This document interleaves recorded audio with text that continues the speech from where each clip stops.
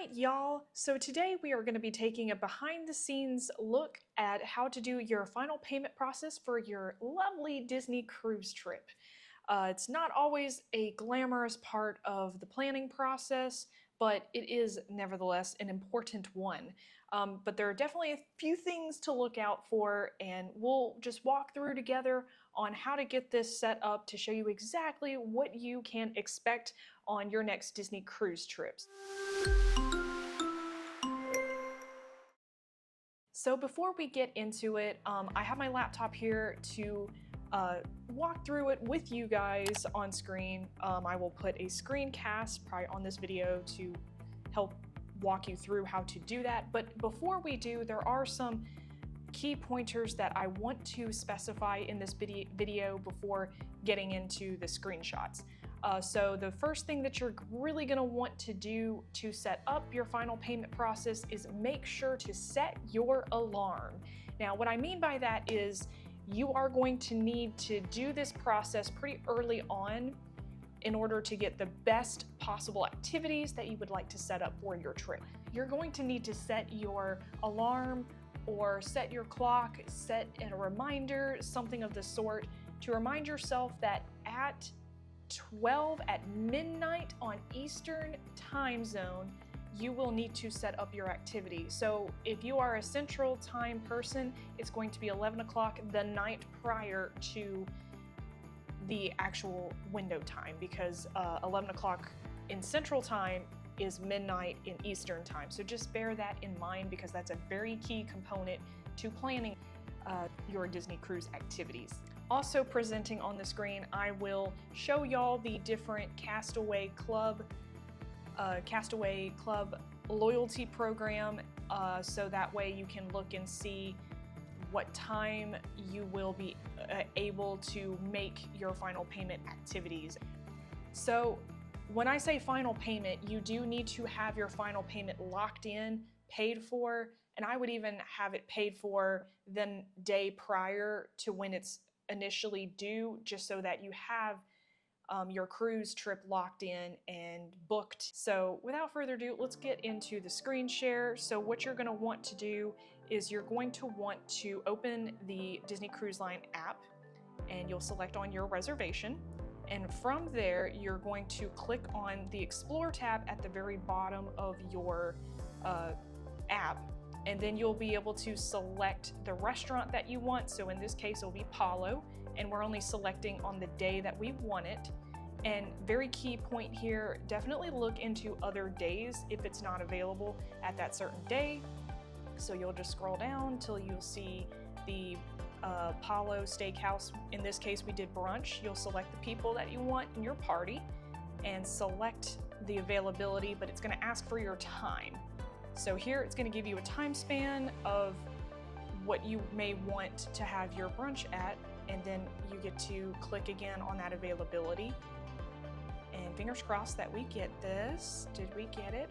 We did get it. Oh my gosh, so we have Palo Brunch set up for our Disney cruise trip. Yes, and also want to note here that if you set up brunch, you can absolutely set up a Palo dinner as well. So that is what we're going to do next, but on a different day. Don't want to have brunch and Palo dinner at the same day, because that will be a little too much food for us personally. So you're just going through that process again, that same process, and sometimes it will have a little note that says, due to popularity of the experience, you may reserve this activity only once. So you can only once book a Palo brunch and only once book a Palo dinner. So just bear that in mind. So it looks like we were able to get that Palo dinner as well for one of the last days of our cruise. What if, though, you want to set up a different activity? Maybe not so much Palo, but maybe another activity like the spa? Well, let's take a look here. What do they have that is available for us to reserve? So we got to pick our days that we want to have.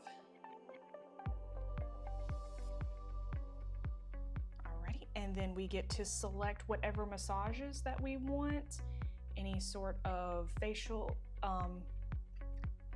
any sort of activities that we may want to book for the spa. And I do highly recommend a nice massage from the Disney Cruise Line. It is fantastic. And yes, we were able to book that as well. Yay! We're doing great. We're off to a great start so far with this cruise. What else could we do? What other damage can we do on this trip? Let's see. So to book the rainforest room, what you're going to need to do is select the one of the first days of your trip, so maybe even day 1, and you'll want to scroll down until you'll basically find the rainforest room pass. That is the length of cruise pass. Now, I'm not sure if the Wish is the only one that does the length of pass and the single day passes, but for the Treasure, we were only able to find the rainforest length of cruise pass. So that means the entire time, the 7 days that we're on this cruise, we are able to enter the rainforest room at any time on our cruise trip. When you go to book this, it will still ask you for a time slot. Just pick any time, it does not matter. Select the people that you want, select your time once again. It'll give you that lovely loading screen with that congratulations button, hopefully congratulations button. There is a completely different way that you can go about booking any of these activities for your Disney cruise, and that is on the app as well. You'll just click on the My Plans tab at the very bottom as well, and you can just scroll through and select whichever day that you would like to select, and on that day you can click on Port Adventures, Spa and Fitness, Onboard Fun, or Adult Dining on that tab, and it's just below the day. So day 3, and wherever you're going to be, there's a little add activity button, and then you can scroll through and see any other activities, like there's a lot of drinking activities. There's a lot of wine tastings, rum tastings, drink tastings of all sorts. That is the way that you can book the Bibbidi Bobbidi Boutique and the Royal Princess Gathering on there as well. And a lot of just different activities for specific times of the day. I feel like this way is a lot more reliable than going through the events tab, the Explore tab. I have a joke for you guys, okay? Are you ready for it? I don't think y'all are ready for it. Did you hear about the red cruise ship and the blue cruise ship that crashed into each other? All the survivors were marooned. Do you know what vegetable is not allowed on a cruise? Leeks. Okay, with that, we're done. We're done with jokes. All jokes aside, that is basically the basic rundown of how to plan your your final vacation Disney cruise activities on board or off board too. But whew, that was a lot of planning, wasn't it? It comes with its own little adventures, even before you get to the ship, right? You know? If you're planning your own trip, I highly recommend setting reminders and keeping track of those deadlines. Definitely make sure what day and what time you need to set all of these activities up. It'll save you a whole lot of stress in the long run, let me tell you. Let me know in the comments if you had any issues, any surprises with trip planning or booking. I'm here to make your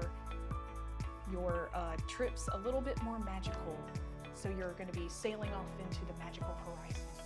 But thank you guys. Y'all have a wonderful rest of the day, and I hope to see y'all soon.